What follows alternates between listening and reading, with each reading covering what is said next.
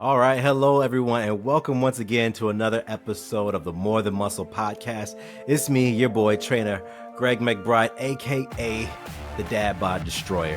And I got a special guest with us today. Keenan's going to come in and we're going to talk a little bit about his lifestyle and the things that he does as a vegan bodybuilder. Hate it or love it, we're going to dig into what his experience has been like. And if you're someone who's interested in this lifestyle, maybe you can get a little bit of knowledge from him and his experiences. So Keenan, welcome. Hey, how you doing, Greg? Thanks for having me. It's a pleasure to be here. Yes. I'm glad you're here, man.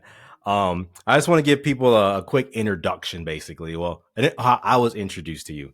Absolutely. So I've been a member at St. Paul Los Campeones for a couple years. But not too long ago, I mean, it really wasn't that long ago, less than a year ago, I kind of walked in and this guy's just sitting at the front desk. And it's Keenan. I mean, you guys know I'm not very tall. So he kind of towers over me a little bit, definitely over 6 feet tall. So I walk in like, man, who's this big dude just standing here? But the second he opens his mouth, I mean, just biggest smile, nicest guy. So we had a nice little conversation, just chatting up for a little bit about things. And honestly, I was looking for him the next couple of days because we talked about something. I can't remember exactly what it was, but I was trying to find you. Yeah, we had just talked about what you had going on in Oakdale and, what your training was like. And I was like, when I'm done with this, we got to connect and really lock in. Yeah. So let's fast forward for a few months later and I see this guy working out and I'm like, man, remind me of the stuff that I used to love doing. Some of the things I can't do or don't do as often anymore, but he's over there on the rings doing pull-ups and weighted dips and stuff. I'm like, more than just what you would see a typical bodybuilder doing. So how long have you been doing things like that?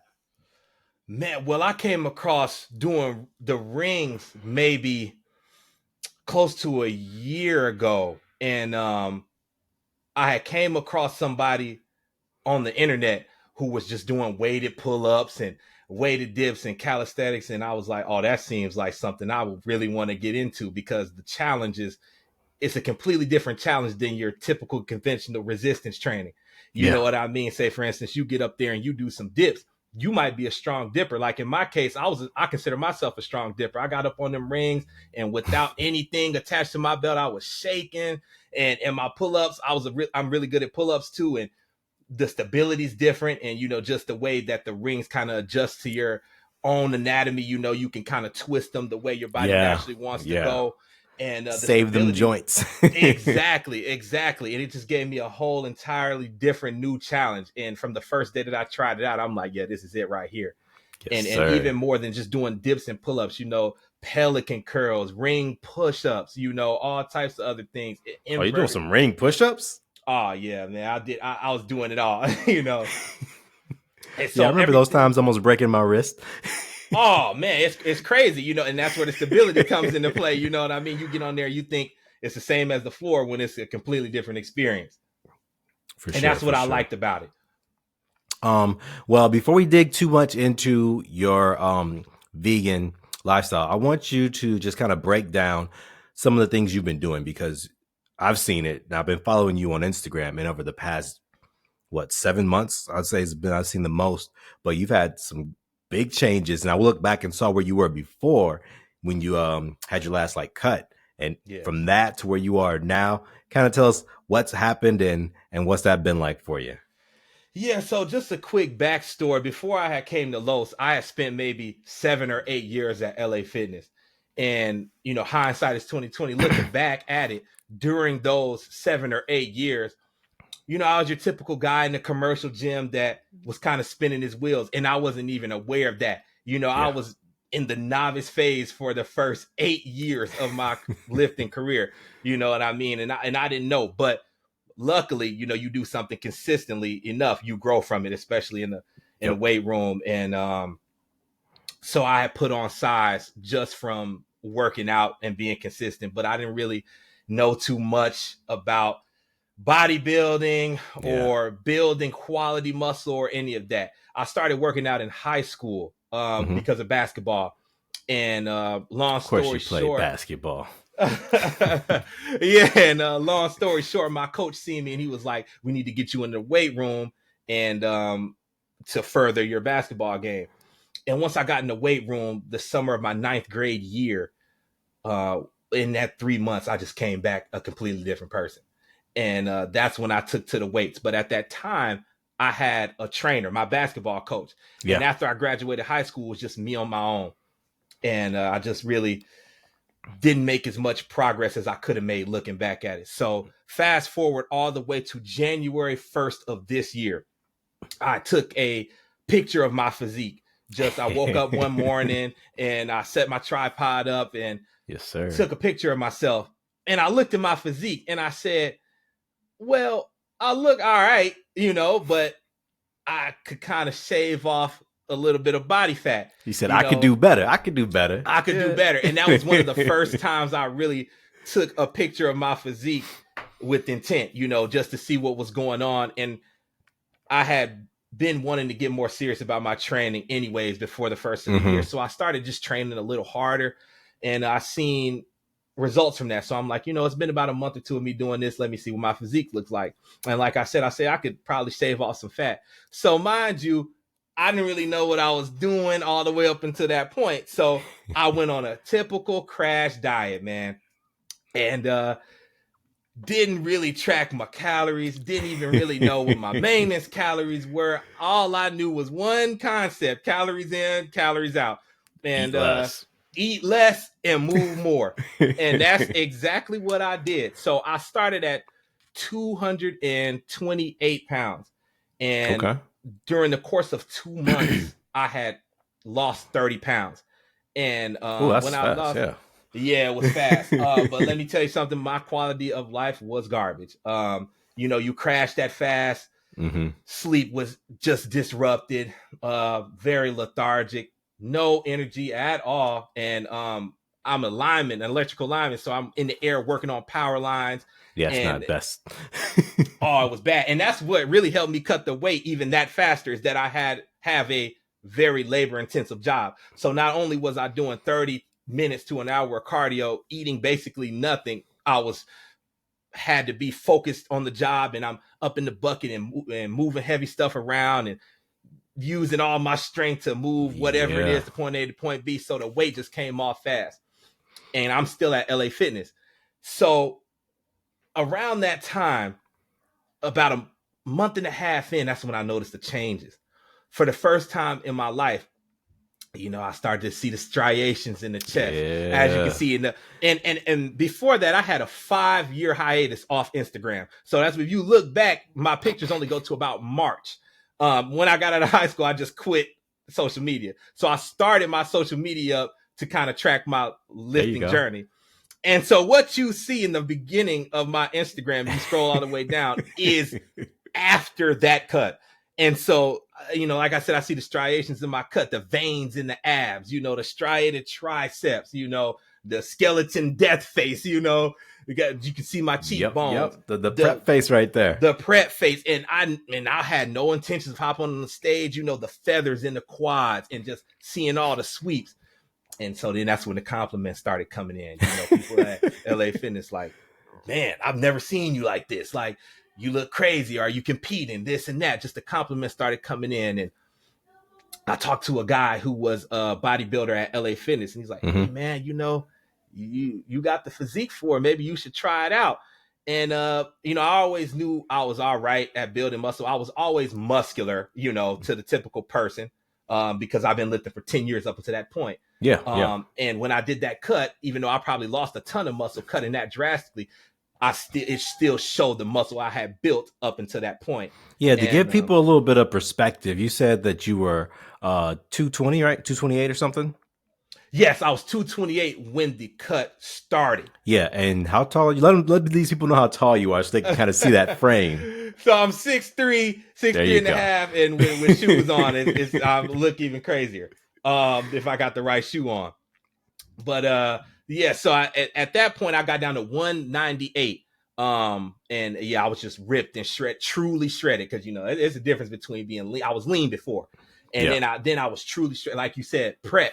and people were asking me every day, like, are you preparing for a show? I'm like, not at all, man. I just wanted to see what I could do. But I knew that I quickly was learning lessons at that point, that being this shredded, the first lesson I learned, being this shredded is not sustainable. Yeah. You know what I mean? It was not sustainable.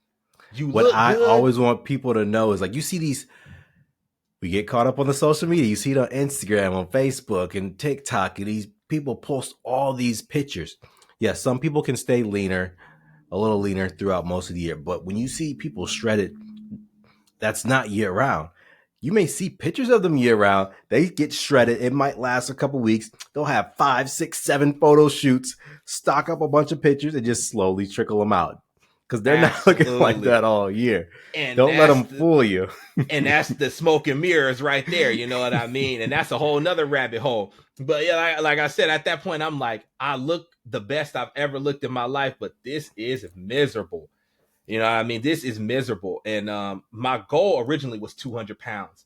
I wanted to get down to 200 pounds. And I got down to 200 pounds, and I kind of took a diet break, if you will. I just kind of ate at maintenance. And then I dropped 2 more pounds, and that's how I ended up at 198. And I was like, yeah, enough is enough. I can't continue doing this. And so I'm like, I finished the cut April 6th. And my original plan was, I'm going to stay at this weight for the entire summer and then bulk up. Reality punched you in the face. Ooh, man, when I went on about my 4th or 5th week of sleepless nights, I'm like, this is it. I cannot do it. So what was the new game plan once you decide, this is not sustainable?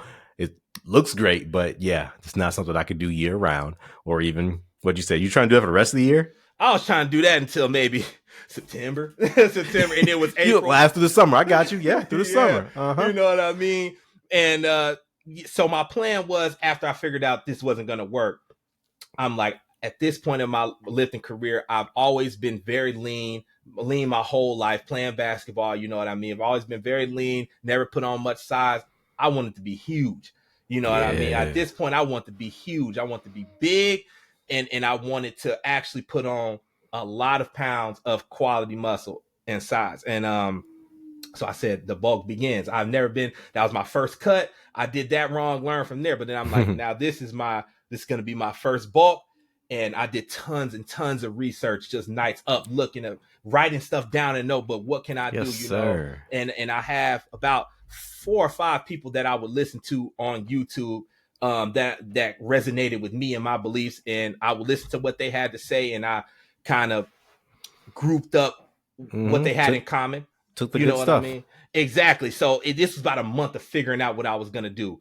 And then that's when the tracking came in. I started tracking all of my calories, started looking up the quality of foods that I was going to eat. And so I had a whole plan rolled out, and I'm like, now I'm going to bulk until, I think my first goal was, I was 198. I'm like, I'm going to bulk up to 240. And that 240 came so fast because, mind you, like 20 of it was just me getting back what I lost because I was depleted. Yep. You know what I mean? And haven't looked back since. It's been 8 months. All right. So tell me this. So we kind of talked about this before we started the podcast, but that you've been on a vegan diet, vegan lifestyle for some time. So I want you to tell me, or let everyone know, what started that for you. What are some of the good things that have come from doing this vegan diet? And I really want to know for myself, how do you maintain, and I'm throwing out a lot of questions, but like getting in the proper amount of protein, because you're on a bulk, protein matters. You need to get the right amount of protein, and the good and bad for you with that lifestyle. Yeah. So when I originally planned on going vegan, this was a couple of years before I graduated high school. I had thought about it. Basketball was going really well for me. And I was like, I want to change my lifestyle, before, because I was just eating garbage. Not even that I was just eating meat that really turned me off to it. It's just, I was just eating trash, a lot of fast food, a lot of processed food, anything I could get my hands on. I was 17, 18 at the time. And like, you could do it and I could do it, you know. And so I'm like, it came a point in my life where I'm like, I just want to change my lifestyle, you know, mentally, physically. I just want to get better. So what really helped me, I kind of had a way in, if you will. My parents were already vegan. My Okay. mom had been vegan for 10, 15 years. And her reasoning for going vegan was simply she just did not like meat. The smell would turn her off. You know, like if she would see blood in the meat, it would just it would mess with her psychologically. So she just quit. And so my father, he followed up soon afterwards. So we would still eat meat in the house because he ate meat. And then once I became kind of old enough to be independent, 16, 17, he went vegan. So when I made my decision to go vegan, I already knew what to do.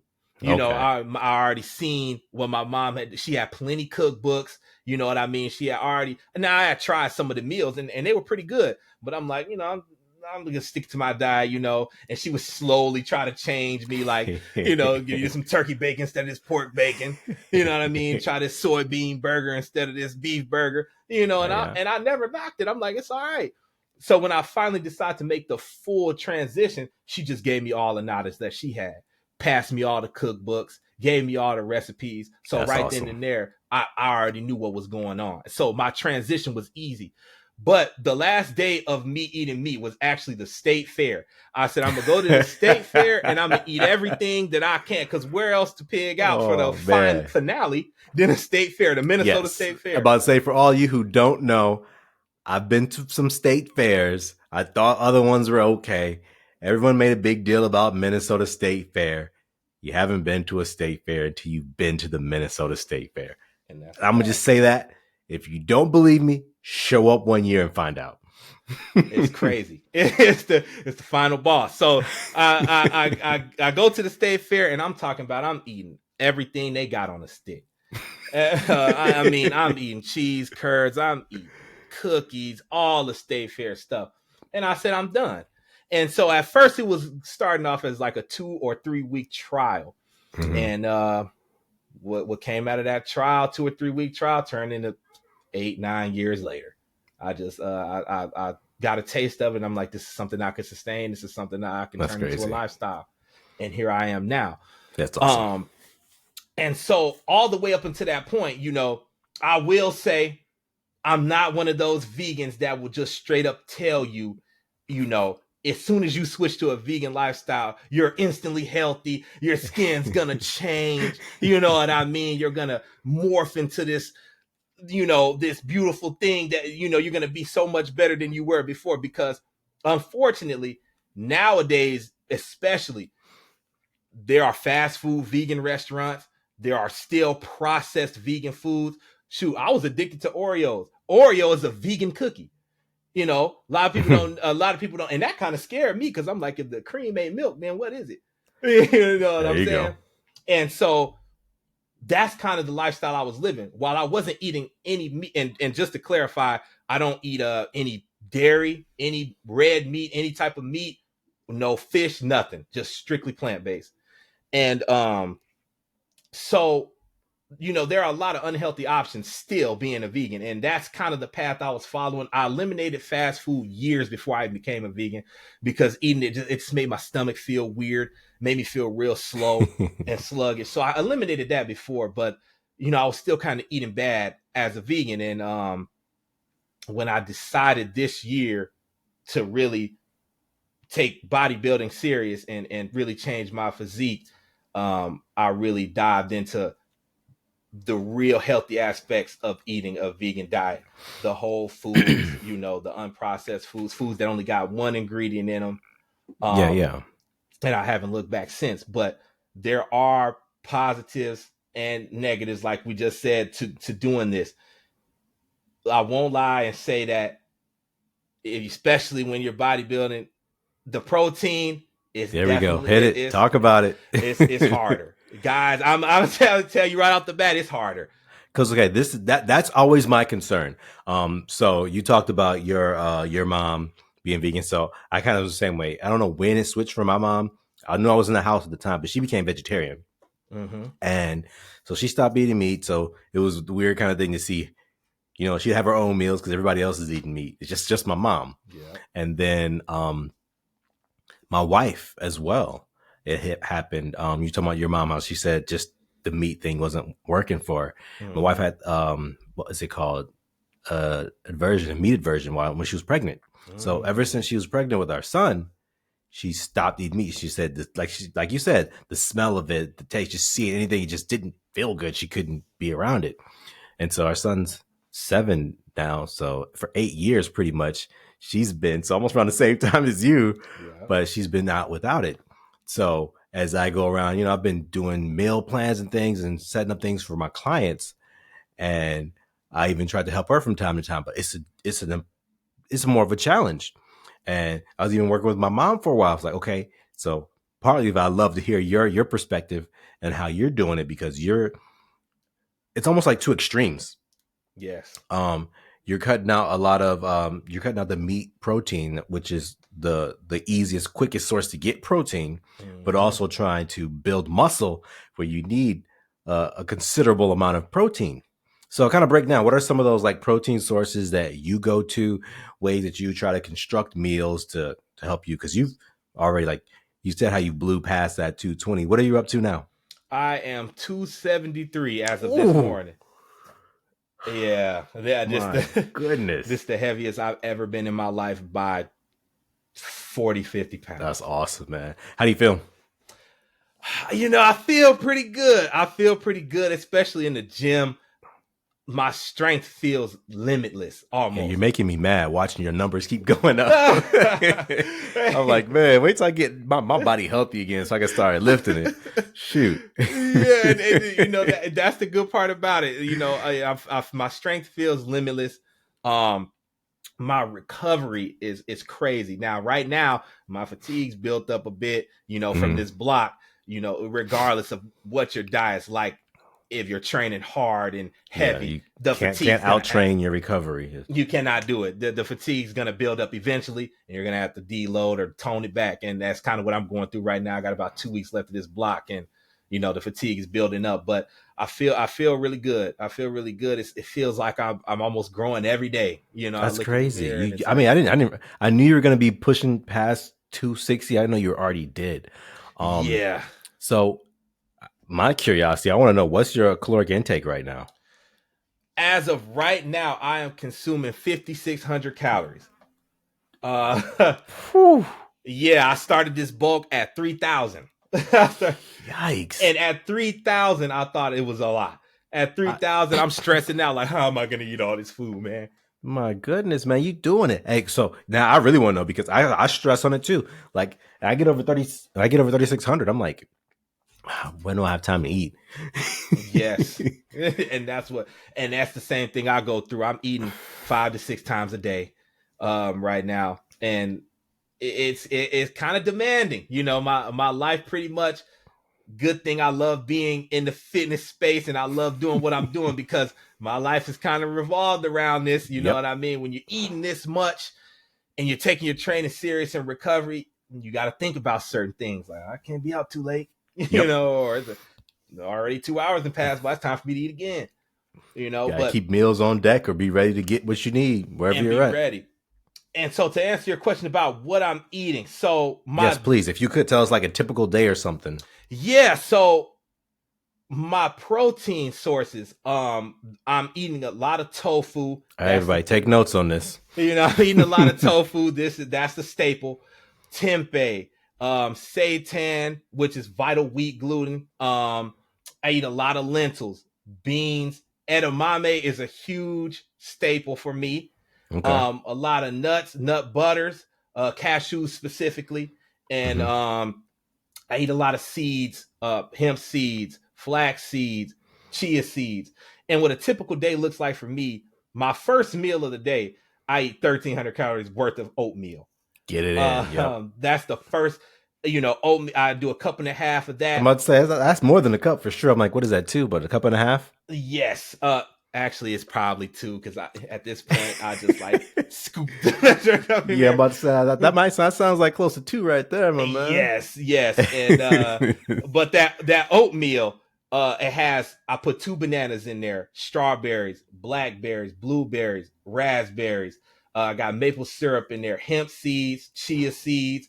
I do cacao powder, and I put peanut butter powder in there, like the Like PB2. that, yeah, PB2s. Hey, take out that fat. That's good. Ooh, That's a that's good little flavor. yes, that's I got that from when I was cutting. That was if you like peanut butter but you can't afford it, get you some PB2 to get you where you need to be. But yeah, so that's my first meal, about 1,300 calories worth of oatmeal. Then after that, I eat about 1,300 calories worth of pasta. So I have my red lentil pasta, and I'll usually have some sort of tofu or some other protein, tempeh. Put that in there. Then I have your basic Rails tomato sauce in there, and I put nutritional yeast in there too for the extra protein. That's another staple. People don't know about that. When did Yeah, you start nutritional using yeast. that? Was that something you learned from your mom? That was actually something I picked up from. Well, I didn't get this cookbook from my mom, but it was a cookbook that I had that used nutritional yeast a lot. And I'm like, oh man! Not only does it add kind of like that cheesy flavor, if you like that. I wasn't the biggest fan of cheese when I ate meat or ate dairy, but Yeah. it kind of adds some extra flavor in there. And it has tons of vitamins and minerals in there, plus the protein value. Yep. So then after that, right now I'm feeling I kind of make these BLTs, like I'll have like the tempeh bacon, tomato, avocado, put some lettuce on there with some whole wheat organic bread. It's another 1,300 calories. And then in between that, I'll have something like edamame, rice.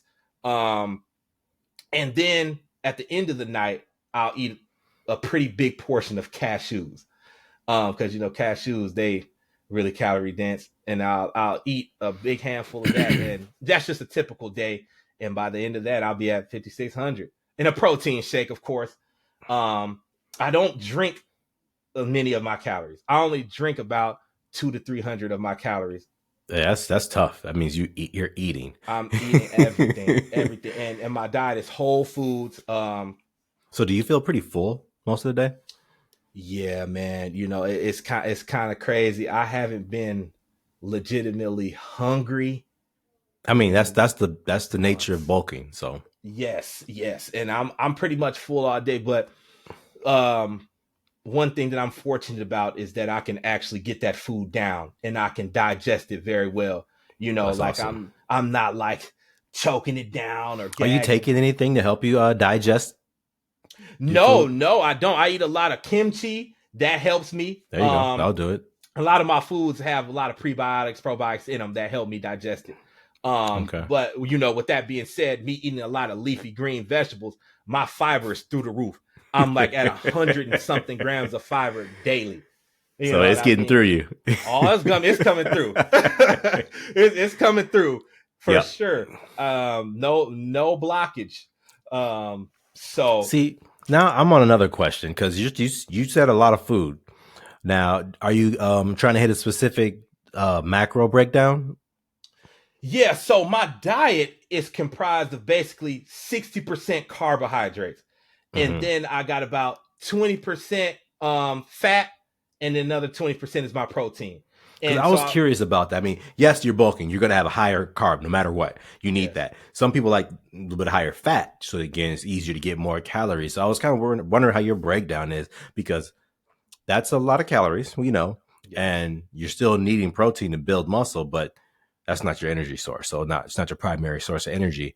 So I Mm-hmm. was just curious of what that breakdown is like. So you have 60-20-20. Yep, 60-20-20. And my protein is so I'm 272 or 273, and my protein is either about 280 to sometimes 300, depending on the meals that I'm eating. See, I didn't think you'd be able to get that much. So you are getting tons of protein. I'm getting tons of protein. That's awesome. See, And that's one of my biggest messages is vegans is possible. It's harder. It's harder. Not even gonna lie to you, it's harder, but it's possible. You kind of got to go the extra mile and do a lot of research, but it's very possible. that's what I wanted to know, man. Because you said I was never your size. Let me just say that first. But back in the day, before I knew much, I was eating a ridiculous amount of protein. Like, I want to grow, I need to eat. And I was getting like 300, 315 grams of protein. Mind you, I was only weighing like 180 pounds. So it was so unnecessary. Yeah. But I didn't know any better. So I'm like, yeah, just eat protein, eat. And so that's probably the biggest. I think it works well, especially when you're trying to bulk, because a lot of your protein sources is mixed in with carbohydrates or mixed in with fat. Unless you're getting like your tofu and tempeh, things like that, or you can get a little bit more condensed protein. But the fact that you're in this bulk, you can afford those carbs. Yes. So on the flip side, how does that work with you as far as cutting and the vegan bodybuilder? Man, so cutting, even from my first cut when I originally kicked this all off, that becomes the biggest obstacle. Is how can I eat in a deficit but still get my protein needs? And that's a lot easier when you're consuming whatever you want to consume. And that was a problem I will run into a lot. And now that I've gone further into the bulk, I know exactly what I'm going to do. Okay. There are tons of high quality protein foods that I can go to that are low in calories. I'll still stick with the edamame. That's a great one. I'll still stick with a lot of my soy proteins like tofu and tempeh and seitan, but now I know how to go about doing that. So it'll be a lot of the same food groups, but I'll cut it back. I'll cut back a lot of the, like now I'm throwing a lot of sauces, you know what I mean? Mm-hmm. A lot of sauces and a lot of extra seasonings and a lot of extra things to kind of fill in the gaps, you know, because I can afford it. But now, you know, while I'm bulking, I'm taking notes on what I got to do to cut. And it's going to be a lot easier this time. Man, that says it all right there. So anyone who was ever thought about the bodybuilding lifestyle, getting into competing, or just want to really change your physique, listen to what he's saying right here, because this is what I preach to everyone. I don't care who you talk to. I don't care what you've seen. You don't know about it until you do it. Take notes on what your body does, what your body responds to. Know what you're putting in your body. Focus on your training. Make sure that's consistent, but know what you're doing and how you're doing it, because it's going to change and you need to know what your body does. Because you can go Google some professional bodybuilders made up, might be real, more than likely made up nutrition plan and do that. But that doesn't mean it's going to be the right thing for you. So he's gone through, he's done the hard work. And Absolutely. That's what everyone needs to do. Take notes. Say, this is what I've been doing. Hey, I found out this particular food I digested great. I can eat tons of it, and it gives me, you know, more protein than something else. Be able to have those notes. Create your, I call it your user manual. You want to have a user manual for your body, for you as a person, so you can say, hey, I can do the things I want to do now because I've experienced something and I know this works. I know this doesn't work. And then you can use that at the right times, kind of plug and play, because that's life. That's how it has to be. Absolutely. And that's one thing that has definitely helped me along this journey. You know, a lot of people don't have to, what I'm about to explain, a lot of people don't necessarily have to be this anal about it, but every single day since I've started, January 1st, I've tracked everything, my weight daily. I know if you ask me what I weighed 30 days ago, 70 days ago, 100 days, I can tell you. I can go right to my notes and figure out that day I weighed this. This is exactly what I ate. These are the macros that I got. In my training log, I'm writing down everything. It doesn't matter what it is. I did this machine and I felt like this. This day I was a little low and I felt like that. You know, I ate this last night and it made me perform like this. So now that was a great term that you used, the roadmap. So now I can look back to exact moments and see what worked and what didn't work for me. So you constantly learn it. So now it's like, I got these notes right now. So down the line, it'll be easier. Now, you said everybody may not want to be that anal, and that may not be for everyone. I don't care. I mean, let's be real. You're getting results. You're seeing things change, and it's moving in the direction you want to. If you want to see something work, you track it. Yes.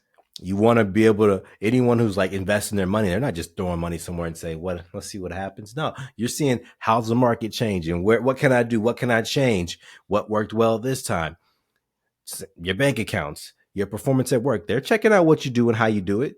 Everybody needs to track something if you want to see it improve. Yes, I would agree. I would agree. See, I was trying to be nice.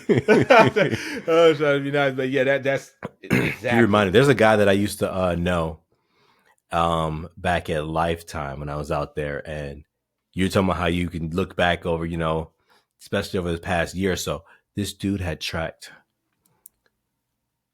I don't think I'm over exaggerating, but it was like 5,000 plus days of recording nutrition. I'm like, dude, I thought, when I had my couple years span, I'm like, yeah, that's pretty solid, consistent. Then I'm like, I'm gonna take a break, and I did. But he's years on years, just every single day. Mm-hmm. I should pull him up on my MyFitnessPal because we're friends of MyFitnessPal. I can see exactly how many days it was because he doesn't stop. And I don't think Yeah, he's ever going to, but he's able to do the things he want to do. He's an older gentleman. He's a power lifter. mm-hmm. He's going out there breaking records, but he knows exactly what his body needs. Exactly, and it's such a useful tool. It's such a good habit to get into, and it's been the number one contributor to all of my success is knowing exactly what I did to get here. All It's right, no so you're on a surprise. path right now, and you're building. You're getting Yes. everything together. So, what's the future hold for you? So I'm gonna hop up on that stage, right? Yeah. And I was thinking 2024, but now my progress is going so well. I'm like, man, because I'm a humble guy, but when I step on that stage, I want to be Yeah. great. You Don't know even what gotta I say it. mean? I know exactly what it is. Like You put in work. I put in a lot of work for this, and I know everybody else who is going to be stepping on that stage whenever I compete put in work too. But I'm like, man, this is for a reason. I'm up here. I want to dominate. I want to be successful. I want to win. You know what I mean? And I was looking through your profile a couple of days ago, and you won your first show, right? Yep. Exactly. that's what I'm saying. That's what I'm saying. That's what I want to do. I envision myself being a winner. And so depending on how things go, I'll see if I want to step on the stage this year or kind of continue building my foundation and wait another year. All right. Well, I'm gonna put this out there. I'm when I get the let out and finally go to the doctor and figure out everything that I need to get taken care of. Let's get it up, man. I need someone to push me a little bit. I need that training partner, and I know I see you, man. And Appreciate it. hopefully, I'll be able to motivate you and push you a little bit too. But man, right Of now course. you've been just climbing and climbing. I love to see it. And of course, the more you get around people like that, the better it is for you. Absolutely. Absolutely. Let's do it. Oh man. Well, thank you for being a part of this. Is there anything before we start to kind of wrap this up that you want to any shout outs or anything specific you want to tell people, especially about kind of this with the theme? I want to talk about the vegan bodybuilding, kind of surmise the lifestyle. Yeah, man. Regardless if you're a vegan or whatever you do, um, it's possible. Whatever goal that you put your mind to, it's possible. And you got to believe in yourself. Like we were talking about in the beginning. A lot of people, especially in the social media age, you go down your phone and you scroll and you see all these influencers, whether it be man or woman, and everybody's ripped, lean, got that social media physique, and that's how you want to be. You can only be yourself. You can never be that person that you're looking at. You can be the best version of you. Yeah. And you can't be lean and ripped all the time. So if you really want to put on some size and some quality muscle, you got to go up a little bit and have faith in yourself, have confidence in yourself. I don't mind. I'm not thinking about cutting right now, and I don't mind my physique becoming a little blurry because I trust in myself and I trust in the process. I know that I'm putting in all the work while I'm in the gym, and I'm pushing as hard as I can, and I'm getting my sleep, and my nutrition is locked in. And I know as long as I have those components and I execute them to the best of my ability, that the work is going to show itself on the back end. So Yes, it's sir. possible. Put the work in, be dedicated, pick a few people that you trust and that resonate with your own personal beliefs and morals, and knock it out. You got it. Hey, I love that. Hey, that's the way to wrap it up. Yes, well, I'm going to end this the way that I always do. Thank you, everyone, for joining. This has been another episode of the More Than Muscle podcast. If you love what you heard, share it, tag your friends, and make sure everyone gets to get this good information about the vegan bodybuilding lifestyle. And until next time, I'm going to close it out the same way I always do, with the flex, and be more than muscle, y'all. Yes, sir. Thanks for having me. Thank you, sir. All right.